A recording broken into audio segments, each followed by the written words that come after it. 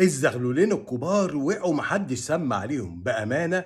الشغل اللي عاملاه الداخلية شغل فاخر من الآخر، والمشكلة مش بس في وقوعهم والتحقيق معاهم، المشكلة في اللي لاقوه معاهم. لقوا إيه يا جدعان؟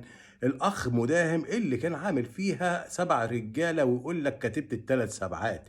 لما دخلوا عليه في القليوبية في منطقة القناطر جوه بيته، لقوا معاه حبة مظبوطات.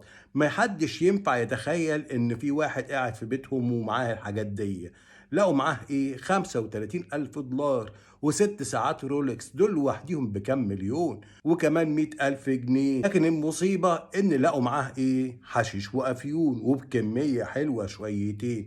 ووقف في التحقيقات وقال لهم بقول لكم ايه، انا ممكن اجيب لكم كل اللي انتوا عايزينه من معلومات، لكن ما تشيلونيش الليله بتاعه تجاره الاعضاء. انا ممكن اكون بعمل حاجات غلط كتير، والمظبوطات دي بتاعتي، والمخدرات دي للطاعات يا بيه. انا ممكن اطلع لكم كل الاسرار اللي انتوا عايزينها، بس طلعوني منها. والاخ شاكر اللي عمل فيها بسيوني بسيوني، وطلع في لايف امبارح وهو وصاحبه سعداني وقال لك اوعى وشك، انا محدش يقدر يغشك، محدش ينفع يجي جنبي، انا ماشي في التمام، وانا هفجر مفاجأة بالليل. فعلا بالليل المفاجأة ان هو اتمسك وهو قاعد في الكافيه ساعة الفجرية بيحتسي الكافيه.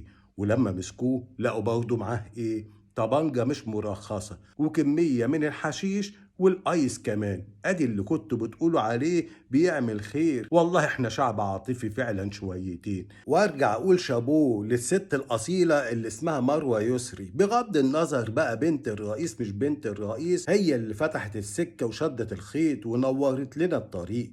وارجع اقول برضو الله يبارك لكم في وزاره الداخليه، ده انتوا ولا الاف بي اي يا جماعه، اهدوا علينا شويتين، تسارع الاحداث سريع، مش عارفين نلحق نطلع وراكم فيديوهات.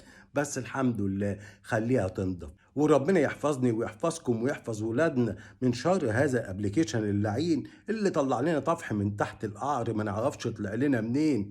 يلا قولوا امين.